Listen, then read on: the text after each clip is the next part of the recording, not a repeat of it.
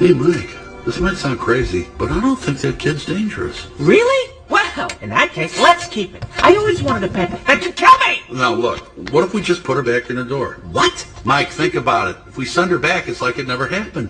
Everything goes back to normal. Is that a joke? Tell me you're joking. Sully, I'd like to think that given the circumstances, I've been extremely forgiving up to now. But that is a horrible idea. What are we going to do? March right out into public with that thing?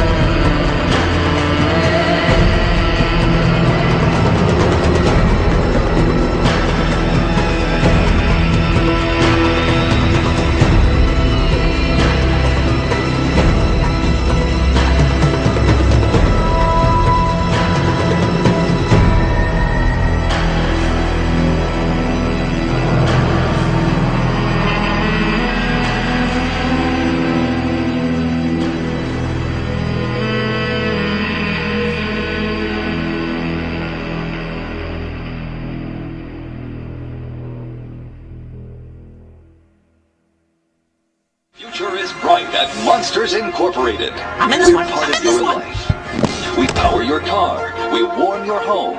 We light your city. I'm Monsters Incorporated. Hey, look, Betty! Carefully matching every child to their ideal monster to produce superior screen, refined into clean, dependable energy.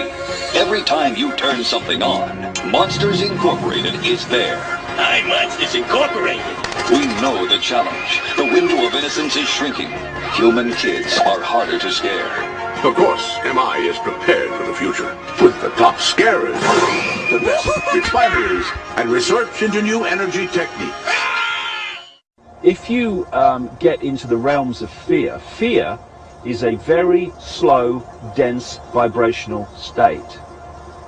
And the more you embody fear, and the whole of this manipulated society is globally is structured to make us fear, to make us have stress, to make us worry about tomorrow, and have guilt about yesterday, and forget about now.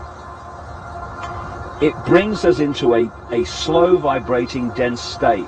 You know, when you're feeling really worried and depressed, you think, oh, I feel so heavy. Of course you do, because your energy is becoming denser. It's not vibrating so quickly. If it doesn't do that, it can't access higher frequencies. It can only access lower frequencies, which are the frequencies that that the manipulation is trying to isolate us into. So the more we fear, the more we are stressed, the more we energetically go from there to here. And so if you can control the financial structure, because you've created it from the start anyway, and you can flow the wealth into the hands of the tiny few, and the rest of the population then have to get by on what's left. You can control the stock markets, you can push them up and down, and you can control whether there's lots of money in circulation or not much money in circulation. Basically, you're controlling the fear mechanism of people. Saddam Hussein had the materials to produce as much as 500 tons of sarin, mustard, and VX nerve agent. But we now know that Saddam has resumed his efforts to acquire nuclear weapons. Secretly and without fingerprints, he could provide one of his hidden weapons to terrorists or help them develop their own. And we believe he has in fact reconstituted nuclear weapons. Our intelligence sources tell us that he has attempted to purchase high-strength aluminum tubes suitable for nuclear weapons production. No question we have said that Saddam Hussein possesses biological and chemical weapons. Saddam Hussein had materials sufficient to produce more than 38,000 liters of botulinum toxin, enough to subject millions of people to death by respiratory failure. We don't want the smoking gun to be a mushroom cloud. From 3 Iraqi defectors, we know that Iraq in the late 1990s had several mobile biological weapons labs. Delay in decision and inaction could lead to a massive and sudden horror. The regime is seeking a nuclear bomb. The Iraqi regime possesses biological and chemical weapons. We cannot wait for the final proof. The smoking gun. Maybe top 2, some areas, top 1. Topic of conversation is money. Making more of it or not having enough of it. It's really being grounded in our DNA, this obsession with money through either having an obsession with having more and more and more, or most often, if you look at the planet, the population in general, an obsession, understandably, with how do I get more to have the basics and to keep my home and all that stuff. And so that fear of money, that fear of survival, now that's the key word.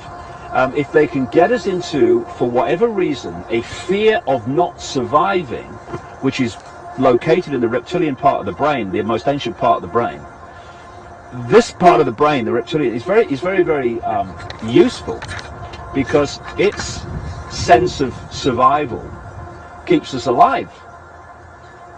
There's many times that this kicks in to keep us alive. On a simple level, this psychological state they call fight or flight, where when you're in a state of danger, you either punch the guy or run.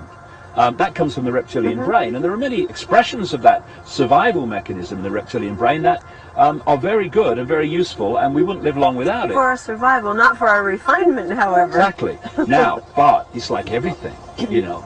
If you have a survival mechanism, but you can manipulate that survival mechanism to the point where it becomes your prime instinct, which is survival, survival, survival. Call it the politics of fear. President Bush used it to be reelected in 2004, and apparently Rudy Giuliani thinks it might work for him in 2008. In a speech last night, the Republican frontrunner suggested if a Democrat wins the White House in 2008, the United States could be at risk for another major terror attack. Where have we heard this stuff before? He said if a Democrat gets elected, quoting now, we're going on defense. We'll wave the white flag on Iraq. We'll cut back on the Patriot Act, electronic surveillance, interrogation, and we'll be back to our pre-September 11th attitude of defense. The Democrats do not understand the full nature and scope of the terrorist war against us, unquote. Giuliani added if a Republican wins, particularly him, terror attacks will be anticipated and stopped. The Democratic presidential candidates all firing back as expected. Senator Barack Obama